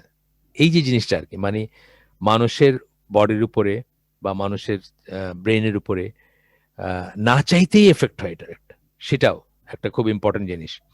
দ্য নেক্সট সেকশন ডিলস, এরপরে উনি আলোচনা করবেন with the behavioral and other effects of other effects of music in the society, মাফ করবেন। এরপরে বলতেছেন কি, যে আচরণে যে চেঞ্জগুলো আসবে, সামাজিক ব্যক্তিগত আচরণে, এবং যেই জন্য মিউজিকটাকে প্রহিবিটেড, যে জন্য মিউজিককে হারাম করা হয়েছে, সেটার কথাগুলো বলবেন। কিছু কিছু আমি অনেক হালকায় বলছি আপনাদের সাথে, কিন্তু এখানে মেথডিক্যালি উনি করছেন, সাজাইছেন বা বলছেন ওইভাবে। Then after presenting the positions of the companions and Islamic scholar, তারপরে কি করছেন, সাহাবীদের এবং ইসলামিক স্কলারদের পজিশন মিউজিকের উপর কি করছেন, final verdict on music is given, তারপরে কনক্লুড করছেন মিউজিকের কি। Next chapter Next chapter deals with answering objections that are commonly raised on this issue. এরপরে আলোচনা করবেন যে এইটা নিয়ে বিতর্ক যেগুলো সৃষ্টি হয়, যেমন আমি তো বললাম যে অনেক আছেন, সুফিরা আছেন বা মডার্ন স্কলার আছেন যারা বলবেন যে মিউজিকের কিছু জিনিস নিষিদ্ধ বা হারাম, বাট এই জিনিস না থাকলে বা এগুলো ঠিকই আছে। আমরা একটু যখন জানবো, পড়াশোনা করব, তখন দেখব যে যেটাকে আমরা নাশিদ বলি আজকাল, নাশিদ নামে যেটা পরিচিত, সেটাও কিন্তু আসলে মোটামুটি ভাবে নাজায়েজ, মানে গ্রস লেভেলে সেটা পুরাটাই নাজায়েজ। যেগুলোকে আমরা নাশিদ বলে চালাই এখন বা শুনি বা বাচ্চাদেরও ইভেন দেই আমরা বিকল্প হিসাবে, সেগুলাও দেখবেন যে মেজরিটি বা বেশিরভাগই নাজায়েজ। আচ্ছা, the last section of this book consists of some interesting stories of individuals who not only used to listen to music but were in fact musical geniuses or experts in this field. তারপরে first and ডিশের থেকে বলবেন, মানে যারা আগে music শুনতেন অথবা music ইন্ডাস্ট্রিতে ছিলেন, গান গাইতেন, তাদের তরফ থেকে তাদের ইগুলা বলবেন এবং তারা আল্লাহর কাছে কিভাবে তওবা করছেন এবং ইসলামের বাতিঘর হয়েছেন, তারপরে মানে তারা ইসলাম রিপ্রেজেন্ট করছেন পরে, এরকম উদাহরণ দিবেন লাস্টে। আচ্ছা, এরপরে বলতেছেন যে কেউ কেউ তার সায়েন্সের ব্যাপারটা, সায়েন্সকে জন্য নিয়ে আসছেন মিউজিকের সেটাকে আপত্তি তুলতে পারেন, কারণ সায়েন্স তো বদলাচ্ছে, সায়েন্সের ফাইন্ডিং গুলা বা এইগুলা তো একরকম থাকে না, আজকে এরকম আছে কালকে এরকম আছে। তো এমনও হইতে পারে যে আগামীতে দেখা যাবে যে মিউজিকের অনেক ভালো আছে, অনেক ভালো দিক আছে, সেটা বাইরে হতে পারে, অলরেডি আছে অনেক কিছু, কি আমি দেখছি কি সব জানি আছে, মিউজিকে এটা হয়, মিউজিকে ওটা হয় বা আছে, অথবা আমরা ফিল করি যে আছে। আমার ওয়াইফের একটা চোখ অপারেশন হইলো এখানে, তো ডাক্তার সাহেব রবীন্দ্রসঙ্গীত চালায় রাখছেন, রবীন্দ্রসঙ্গীতের সুর রবীন্দ্রসঙ্গীত চালাইছেন, মাইল্ড চালায় রাখছেন। তা আমার ওয়াইফ বললো যে এটা তো আমি তো কনসেন্ট্রেট করতে পারতেছি না, আমি তো দোয়া পড়তেছি, সো এটা তো বন্ধ করতে হবে। তো তারা ঠিক উল্টাভাবে বললেন যে তারা কনসেন্ট্রেট করার জন্য মিউজিকটা করছেন, বন্ধ করছেন অবশ্য পরে, কিন্তু কথা হচ্ছে যে এই যে ব্যাপারটা যে কনসেন্ট্রেট করা, এগুলা কিন্তু কতগুলা সুডো যেমন ধরেন যারা সিগারেট খান, তাদের অনেকেই দেখবেন তারা বলবেন যে সিগারেট না খেলে তাদের মাথা খুলে না। এটা অ্যাকচুয়ালি কি, দিনের পর দিন সিগারেট খাইতে খাইতে এবং ওই মতো করে অ্যাক্ট করতে করতে ওনার স্বভাবে চলে আসছে যে উনি সিগারেট খাইলে ওনার মনে হয় যে উনি খুব ইজিলি চিন্তা করতে পারতেছেন, না হলে পারতেছেন না, এটা সেই ধরনের জিনিস। আচ্ছা, তো বলতেছেন যে এমনও হইতে পারে যে কখনো বাইর হবে যে মিউজিকের কিছু কিছু জিনিস বা কোনো জিনিস আমাদের জন্য বেনিফিশিয়াল। তখন উনি বলতেছেন যে এই দুনিয়াতে 100% ইভিল খুব কম জিনিসই আছে বা অলমোস্ট নাই। 100% ইভিল মানে পুরাটাই খারাপ। এমনকি শয়তানের সৃষ্টির পিছনে তো আল্লাহর হিকমা আছে, তাই না? শয়তানের সৃষ্টিটাও কিন্তু ইভিল না, তার পিছনে আল্লাহর হিকমা আছে। খুব খুব কমন যেটা, যে খুব ইজিলি আমরা মানে দুই ভাগে বিভক্ত হয়ে যাব, কারা জান্নাতি কারা জাহান্নামী, এটা খুব ইজিলি আমরা খুব ইজিলি সারফেসে চলে আসবে। শয়তান একটা রিএজেন্ট হিসেবে কাজ করে অনেকটা, তাই না? তো শয়তানের সৃষ্টির ভিতরে কিন্তু ইভিল নাই, মানে শয়তানও যে পরিপূর্ণ ইভিল একটা সৃষ্টি তা না, কিন্তু তার ভিতরেও বেনিফিট আছে, যেটা আল্লাহর পারপাস আছে, যে পারপাসটা সে ফুলফিল করতেছে, বা আমরা যে পারপাস দিয়ে টেস্টেড হচ্ছি বা যেটা দিয়ে আমরা পরীক্ষিত হচ্ছি ইত্যাদি। Everything has harm and benefits associated with it, but the approach of Islamic Sharia is to weigh the benefits and harms of everything. সবকিছুরই হয়তো কিছু ভালো আছে, কিছু খারাপ আছে, কোনোটার হয়তো 99% ভালো 1% খারাপ, কোনোটা তো 99% খারাপ 1% ভালো, ভ্যারিং রেঞ্জে আছে। ইসলাম সবসময় হার্ম এন্ড বেনিফিটকে ওজন করে দেখবে। এবং আপনি জানেন যে মাকাসিদ শরিয়ার ভিতরে আসে যে মানে আপনার যে কোনো ব্যাপারে, শুধু ইসের না, আপনার শুধু মিউজিক বলে না, যে কোনো ব্যাপারে, এমনকি একটা জায়েজ অ্যাকশনেও যদি দেখা যায় যে হার্মটা বেশি, তাহলে সেটা পরিত্যাগ করাটা ইসলামের সাজেশন হইতে পারে। আপনাদেরকে একটা উদাহরণ বোধহয় বলছি আমি, যে আকরামুজ্জামান বিন আব্দুল সালামের কোন একটা হালাকে একজন প্রশ্ন করছেন যে তাদের পাড়ায় বা তাদের পরিবেশে প্রতিবেশে আপনার একটা নতুন করে একটা মাজার গড়ে উঠতেছে, তা তারা কি ওটাকে ভেঙে ফেলবেন নাকি? নতুন করে মাজার, মানে মাজারগুলো এইভাবেই হয়, হঠাৎ করে একজন আসলো, কেউ আইসা দুইটা বাতি জ্বালাইতে শুরু করলো, মোমবাতি, তারপরে উপর দিয়ে একটা লাল কাপড়, অ্যান্ড সো একদিন দেখলেন পাকা একটা স্ট্রাকচার হয়ে গেছে, তারপরে কোনো এক শায়ের মাজার হয়ে গেল, সেটা পয়সা টয়সা দিতে শুরু করলো মানুষ, সামনে দিয়ে যাওয়া আসার সময় সালাম করতে শুরু করলো, এইভাবে হয়। তো আকরামুজ্জামানকে জিজ্ঞেস করছেন যে এটাকে আমরা ভেঙে ফেলবো নাকি, তখন উনি বলছেন যে আমাদেরকে ভেঙে ফেলার আগে চিন্তা করতে হবে যে এটাতে হার্ম বেশি হবে নাকি বেনিফিট বেশি হবে। উনি বললেন যে এটা ভাঙার পরে যারা মাজারটা করছে বা করতেছে তারা ক্যান্ডিডেটের সরকারের কাছে গিয়ে বললো যে দেখেন আমরা আমরা একটা মাজার ছিল আমাদের এখানে, এই কুন্ডারা বা রাস্তাঘাটের মানুষ এসে ভেঙে দিছে, সরকার দেখা গেলো একটা মার্বেল পাথর দিয়ে করে দিল, তাহলে কি লাভ হলো না ক্ষতি হলো? আমাদের এমন একটা দেশ যেখানে আমাদের লিডাররা মাজার থেকে ইলেকশনের শুরু করেন, ইলেকশনে ক্যাম্পেইন শুরু করেন, সেই দেশের রাষ্ট্রপ্রধান বা রাষ্ট্রযন্ত্রের কাছে আপনি মাজারের এগেনস্টে কমপ্লেন করে কি কোনো লাভ লাভ করতে পারবেন না? যারা মাজারের পক্ষে তারা কমপ্লেন করলেই তাদের লাভ হবে। তাহলে আপনি এটা ছোট মোটো একটা ছোট একটা ইনসিগনিফিকেন্ট মাজার ছিল, আপনি ওটার একটা পাকা মার্বেল পাথরের মাজার বানায় দেওয়ার ব্যবস্থা করলেন। এইভাবে চিন্তা করতে হবে উনি বলছেন আর কি, কথাটা ঠিক। হার্ম এবং বেনিফিট নিয়ে চিন্তা করতে হবে প্রত্যেকটা ক্ষেত্রে।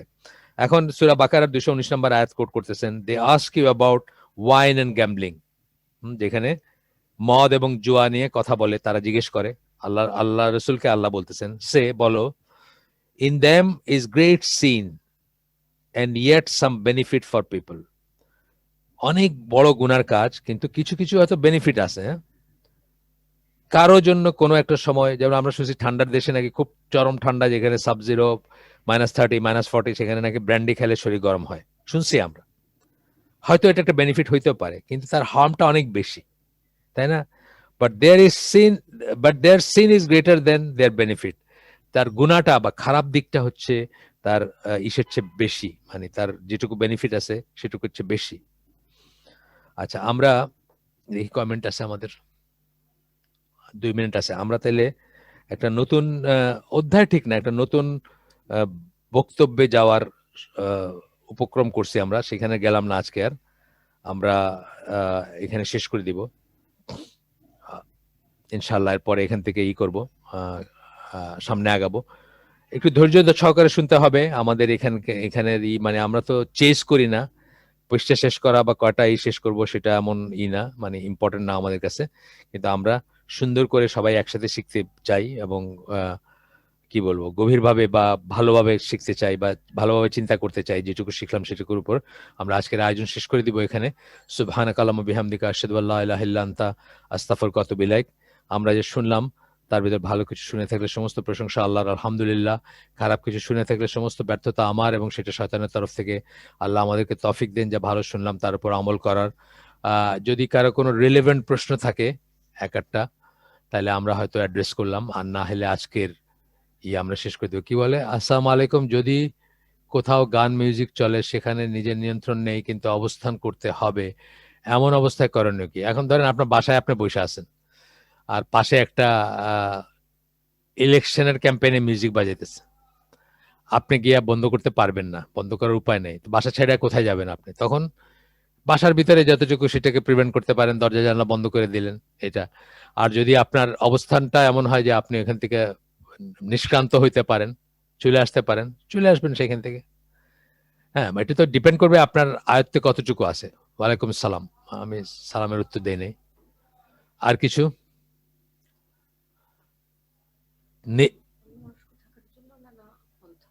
হ্যাঁ, বা এটা যেন আপনার কানে না ঢোকে বা অন্য মনস্ক থাকতে পারেন, সেই জন্য আপনি অন্য কিছু করতে পারেন, দোয়া পড়তে পারেন একটা, যদি মাস্ট আর কি। মানে অনেক সময় বললাম না যে আপনার নিয়ন্ত্রণ নাই একদম, তখন অন্য কিছু করতে পারেন।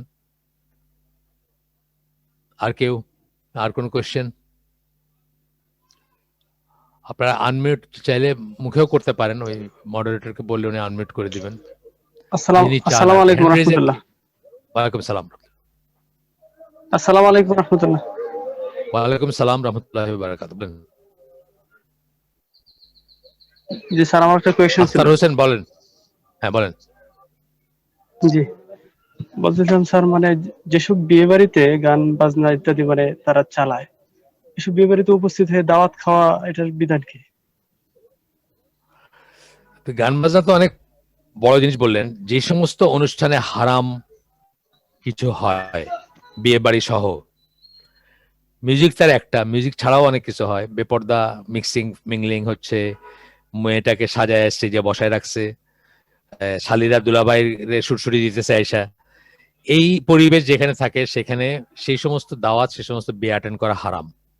এবং এটা নিয়ে ইসলাম কিউয়ে বা সৌদি স্কলাররা বলছেন, তাদেরকে প্রশ্ন করা হয়েছে যে আমরা কি তাহলে আত্মীয়তার সম্পর্ক ছিন্ন হয়ে যাবে না? তখন তারা বলছেন যে যদি হয় সেটার সমস্ত গুনাহ পড়বে যারা হারাম আয়োজন করছে তাদের উপরে, আপনার কোনো গুনাহ নাই। এবং আপনাদের অবগতির জন্য বলতেছি, জাস্ট এক্সাম্পলের জন্য, যে আমার একটা মাত্র বোন এবং তার ঘরে 2টা ভাগনা আছে, তাদের বিয়ে হয়েছে পরপর। এদের একজন আমার বাসায় বড় হয়েছে, তা সত্ত্বেও আমি কিন্তু তাদের বিয়েতে যাই নাই, বিকজ সেই বিয়েতে তো আমার বোনের নিয়ন্ত্রণ ছিল না, সেটা তার শ্বশুরবাড়ির ব্যাপার ছিল বা ছিল। সেটা যেহেতু ইসলামে বিয়ে হয় নাই, সেহেতু কিন্তু আমি সেই সমস্ত বিয়েতে যাই নাই। আমার একটাই বোন এবং তার ঘরে 2টা ছেলে, তাদের বিয়েতে আমি যাই নাই। জি।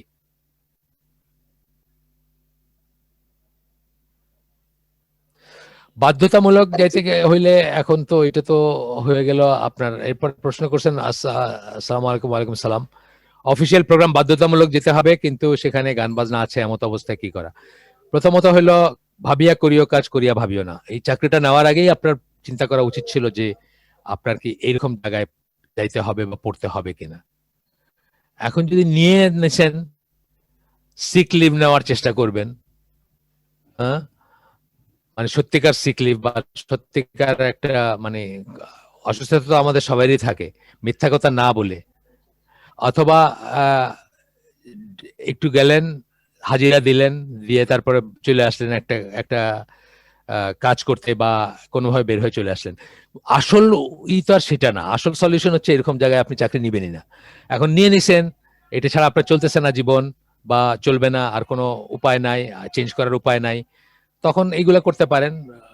ওই দিন হয়তো লিভ নিলেন, ছুটি নিলেন, মিথ্যা না বলে, অফকোর্স মিথ্যা কথা বলতেছে না আমি, মিথ্যা না বলে একটা ওজোর দেখাইলেন যেটা সাবস্টেন্সিয়াল, সেটা দেখে ছুটি নিলেন, অথবা গেলেন, গিয়ে হাজিরা দিয়ে চলে আসলেন। মোট কথা এটা তো মানে না গিয়া আসলে না যাওয়াটাই তো উচিত। আর না গেলে আপনার যদি চাকরি চলে যায়, সেই চাকরির উপর যদি আপনি ডিপেন্ডেন্ট হন, এটা অনেকটা ব্যাংকের চাকরি করতেছেন, আপনি এখন কি করবেন, ছাড়বেন কেমনে, এটা জিজ্ঞেস করার মতো ব্যাপার হইলো। আর ঠিক আছে, এটা তো করণীয় কি? করণীয় মানে আপনি যাবেন না। আমাকে যদি জিজ্ঞেস করেন, আমি বলবো যাবেন না। আপনি বলবেন যে আমার চাকরি চলে যাবে। সেই ক্ষেত্রে যতটুকু গেলে, যতটুকু থাকলে চাকরি থাকে, ততটুকু করবেন, চেষ্টা করবেন এটাকে অ্যাভয়েড করতে এবং ইভেট করতে, ইনশাআল্লাহ। আর কিছু? আসসালামু আলাইকুম।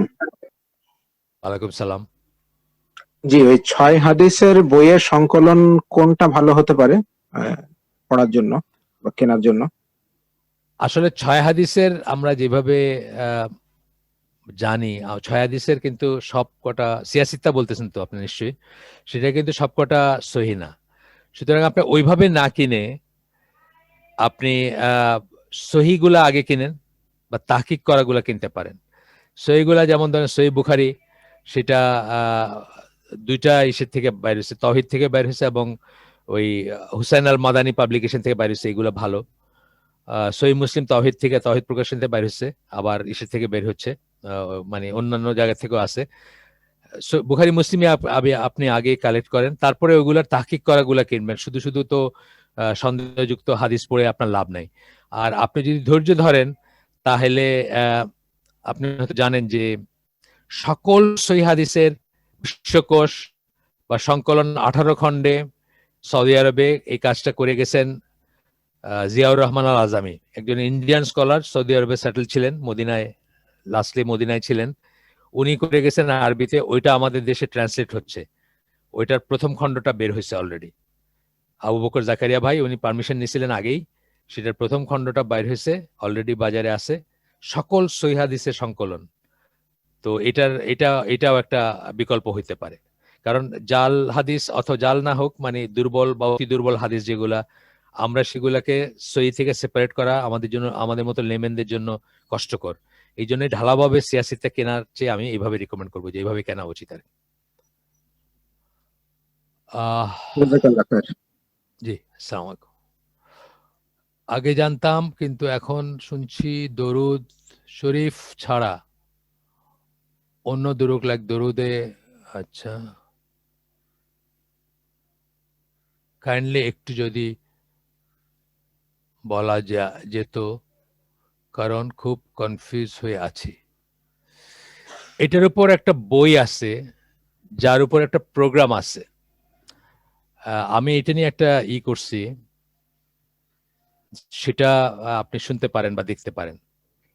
সিলেটের তাকওয়া মসজিদের করা প্রোগ্রাম।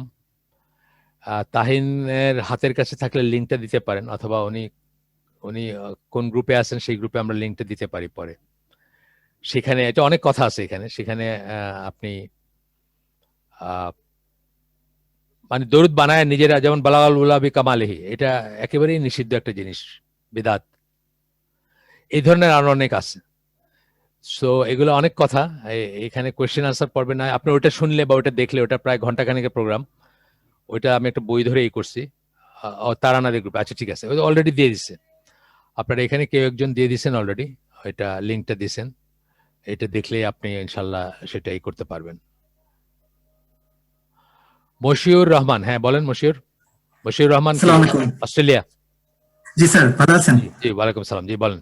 আমাদের একাধিক মশিউর আছে, এই জন্য জিজ্ঞেস করি। একজন আয়ারল্যান্ডে আছেন, উনিও আমাদের গ্রুপের মেম্বার। জি বলেন। জি স্যার, ধন্যবাদ। স্যার, আমাদের আসলে ইয়ং জেনারেশন বা অনেক ছোট ছোট বাচ্চারা মিউজিকের প্রতি তো আসলে খুবই দুর্বল বা আমাদের আশেপাশে আছে। সো তাদেরকে আমরা কিভাবে প্র্যাকটিক্যালি নাসিহা করতে পারি সেটুকু। এখানেও ভাবিয়া করিও কাজ, করিয়া ভাবিও না। মানে আগেই ভাবা উচিত ছিল যে মিউজিকের পরিবেশে তাদের বড় করবেন না। আমি তো আগে আপনাদের বলছি যে আমার বাসায় 2টা বাচ্চা আছে, 16.5 14.5 বয়স। তারা তো জীবনে কোনোদিন মিউজিক শুনে নেই, কোনোদিন গান শুনে নেই।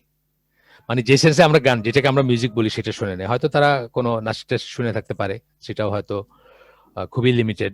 হয়তো ধরেন প্রচলিত কারো হয়তো 0.001% হবে, কিন্তু তারপরেও সেই পরিবেশেই বড় করবেন না। আমার বাসায় মিউজিক নেই, সুতরাং মিউজিকের কোনো পরিবেশ নাই। তারপরে যখন হয়ে গেছে, তখন আস্তে আস্তে বোঝাবেন ন্যাচারাল যে এইগুলো আছে মিউজিকের ইসের একটা সুন্দর, আপনার ওনার নাম কি, মুখতার মাগরাবি, ওনার একটা সুন্দর আছে এটার উপরে, যে মিউজিকের পরিবর্তে ধরেন ন্যাচারাল যে ইগুলো আছে, পাখির কলরব বা ঝর্ণার আওয়াজ বা এই ধরনের এই সমস্ত জায়গার কাছে নিয়ে যাবেন, এবং কোরআনের দিকে করবেন। কোরআন এবং মিউজিক কিন্তু ব্রেনে একসাথে থাকবে না, এটা আমরা দেখবো পরে। এটা খুব প্রচলিত, মানে খুব বহুল প্রচলিত এবং বহুল অ্যাকসেপ্টেড একটা কনসেপ্ট, যে ব্রেনে কোরআন থাকবে সেখানে মিউজিক থাকবে না, মিউজিক থাকলে কোরআন থাকবে না। মিউজিক হচ্ছে শয়তানের আজান। হ্যাঁ, মিউজিক হচ্ছে শয়তানের আজান। শয়তান তো মানে যেখানে রিয়েল আজান হবে সেখানে শয়তান থাকবে না, রিয়েল কোরআন যেখানে হবে সেখানে শয়তান থাকতে পারবে না, সেখানে শয়তান থাকে না। আমরা কি জানি, সূরা বাকারা যে ঘরে পড়া হয় সেখানে শয়তান ঢুকে না। তো এই ব্যাপারগুলো আর কি, যে আস্তে আস্তে করতে হবে, পরিবেশটা ওইভাবে করতে হবে। আসলে সবচেয়ে বড় জিনিস যে পরিবেশ। যখন একটা বাচ্চা দেখবে বা একটা গ্রোয়িং আপ বাচ্চা দেখবে যে তার মতো আরো 10 জন আছে যারা মিউজিক শুনে না, তখন কিন্তু সে এটাকে নিবে, আপনার কথাটাকে। কিন্তু সে যদি দেখে যে আপনি যাদের সাথে উঠেন বসেন, যাদেরকে সে চাচা ডাকে, মামা ডাকে, খালা ডাকে বা খালু ডাকে, তাদের সবাই এটাতে আসেন, তখন সে কিন্তু আপনার যুক্তিগুলাকে ওইভাবে নিতে চাবে না বা নিবে না। এটা একটা চিন্তার ব্যাপার মশিউর। এটা তো খুব ইজি কোনো সলিউশন নাই। কি করবেন বলেন? এটা কোনো মন্ত্র নাই তো, কোনো মন্ত্র নাই। আপনি যে কোনো সাইকোলজিস্টের কাছে নিয়ে যান, সে বলবে যে এটাই তো ঠিক আছে, এই মিউজিকই ঠিক আছে, এটা দিয়ে তার মনটা খুব প্রফুল্ল থাকবে, তাই না? ওয়েস্টার্ন ওয়ার্ল্ডের আশপাশের পরিবেশ, ওয়েস্টার্ন ওয়ার্ল্ডের জেনারেল বাংলাদেশেও তাই, বাংলাদেশেও তো তাই। বাংলাদেশেও যদি আপনি কাউকে আপনাকে অসুস্থ বলবে, আপনি কাদের সাথে মিশবেন? যেন আমাদের একটা কমিউনিটি আছে, আলহামদুলিল্লাহ ছোট হলেও আমাদের একটা কমিউনিটি আছে, যেখানে যে কেউ বলবে যে মিউজিক শোনাটা উচিত না, এবং যে কোনো বাসায় গেলে দেখবে যে সেখানে মিউজিক চলে না। সুতরাং ওইখানে বড় হয় একটা বাচ্চা এটাকে খুব ইজিলি নিতে পারবে। কিন্তু এভারেজ একটা জায়গায় আপনি চিন্তাই করা যায় না যে মিউজিক ছাড়া কিভাবে হবে। আপনার কোন একটা অনুষ্ঠান হয় মিউজিক ছাড়া, কোন একটা খবর হয় নাকি মিউজিক ছাড়া? মানে খবর যে হয় ইসে টিভিতে বা চ্যানেলগুলোতে বা যে কোনো জায়গায় খবর, একটা খবরও তো মিউজিক ছাড়া হয় না। তার ভিতরেও আপনার অ্যাডভার্টাইজ আছে, তার ভিতরে মিউজিক আছে, বা একটা আবহ তৈরি করবে, কেউ একজন কোথায় গেছে গিয়ে একটা ডকুমেন্টারি করছে, সেটার পেছনে ব্যাকগ্রাউন্ডে মিউজিক চলতেছে। সুতরাং পরিবেশটা না দিয়ে এটা বোঝানো খুবই ডিফিকাল্ট মশিউর। আমি দোয়া করতে পারি, কিন্তু আসলে খুব ডিফিকাল্ট। এমন একটা পরিবেশে মাইগ্রেট করার চেষ্টা করেন, বা আপনি না, যে কেউ যারই এই প্রবলেমটা আছে, যেখানে এভরি আদার মানে হাউস সে যাবে, সেখানে দেখবেন যে নাই। আমাদের যে ছোট্ট কমিউনিটিতে সেটাতে কি, এখানে অলমোস্ট কারো বাসায় মিউজিক দেখবে না, কারো বাসায় দেখবে না। সুতরাং সে জানবে যে এটাই নর্ম এবং এটাই ভালো এবং এটাই উচিত, কিন্তু অন্য একটা জায়গায় কি দেখবে? এই যে 10 মিনিটস স্কুল, 5 মিনিটস কি সব বাইরেছে না, সব সব শিক্ষাদান করারই প্রত্যেকটা জায়গায় আপনি দেখবেন মিউজিক আছে। মিউজিক কোনো ব্যাপারই না এখন। সো আমাদেরকে, আমরা ওই তো মানে মোমেন বান্দার জন্য পৃথিবী কারাগার স্বরূপ, আমরা আইল্যান্ড ইন দ্য স্ট্রিম, দ্বীপের মতো বাঁচতে হবে আল্লাহর জন্য। এটাই আমাদের স্ট্রাগল, এটাই আমাদের, এটার জন্য আমরা আল্লাহর কাছে রিওয়ার্ড চাবো। It's not easy, it's difficult, কিন্তু আমাদের তো আর কোনো নাই, আর কোনো চয়েস নাই। আমি খুব স্যাটিসফ্যাক্টরি উত্তর দিতে পারলাম না মশিউর, কোনো ফর্মুলা দেখাতে পারলাম না যে এটা করবেন। আসলে কোনো ফর্মুলা নাই তো। জি, জাযাকাল্লাহ খায়ের, থ্যাংক ইউ। সরি মশিউর। তো আমরা শেষ করে দিই তাইন। আসসালামু আলাইকুম। ওয়ালাইকুম সালাম। আমি একটা কোয়েশ্চেন করতে যাচ্ছিলাম। জি বলেন। আচ্ছা, আমরা এরকম শুনেছি যে দরুদে হাজারি বা দরুদে তুনাজিনা এগুলা পড়লে ভালো, মানে ফজিলত আছে এবং অনেক কিছু আছে, যেটা এটা কি পড়া যাবে? যেমন আমি মোনাজাতের আগে পড়লাম, এটা মানে কথাগুলো তো ভালো ভালো, ওই সেন্সে যদি আমি পড়ি। আমার জ্ঞান খুব কম যে এই কথাগুলা কি, আমি জানি না, আমাকে দেখতে হবে, কারণ আমি যেহেতু এগুলো পড়ি না, আমি জানি না এগুলো সম্বন্ধে। আহাদ নাম আছে, তারপরে আয়াতে শিফা আছে, এগুলো পড়া যায় না, যে সমস্ত জিনিসগুলা দরুদ বিশেষ করে খুব কেয়ারফুলি করতে হবে। যে সমস্ত মাসনুন সুন্নাত থেকে আসছে, যেগুলা অনেক কটাই আসছে, একাধিক আসছে, সেগুলোর ভিতরে থাকতে হবে। আর বাকি যেগুলোর অর্থ ভালো বলতে, যেমন ধরুন বালাগাল উলাবি কামালেহি, আমরা তো ছোটবেলা থেকে শুনছি, ভক্তি বরে এই করছি। এটার ফ্লটা কে দেখাইছেন আমাদেরকে? একজন স্কলার দেখাইছেন যে এইখানে এইখানে এইখানে এই জন্য এটা বলা যাবে না, এটা বানায় ফেলা যাবে না। ধরেন মানে এক্সটেন্ডেড দরুদ বলতে আমাদের যে যেগুলো বলে ইয়ানবী সালাম আলাইকা, অথবা কি বলে তুমি না এলে দুনিয়ায় আধারের দুবিটো সবই, এগুলোকে তো দরুদ মনে করা হয়, এগুলোকে প্রেজ মনে করা হয়, এগুলাকেও নাথ মনে করা হয়, বা এগুলাকেও রিলিজিয়াস কাজ মনে করা হয়, কিন্তু এগুলোকে রিলিজিয়াস কাজ তা না। একটা কমন হচ্ছে যে, কমন একটা আপনার কি বলবো ক্রাইটেরিয়ন হচ্ছে যে আপনি দলিল আছে কিনা দেখবেন। যে কোনো কাজ যেটাতে আপনি মনে করতেছেন যে আল্লাহর নৈকট্য লাভ করতেছেন, যে কোনো ফর্মুলা, যে কোনো নাম্বার অফ টাইমস কিছুতে, মানে টেক্সটে কতবার করলেন, সময়ে, এই সব কিছুতে বেদাত হইতে পারে। কিন্তু যে জিনিসটা যেখানে পড়ার সেখানে না পড়ে অন্য কোথাও পড়লেন, সেটা বেদাত হইতে পারে।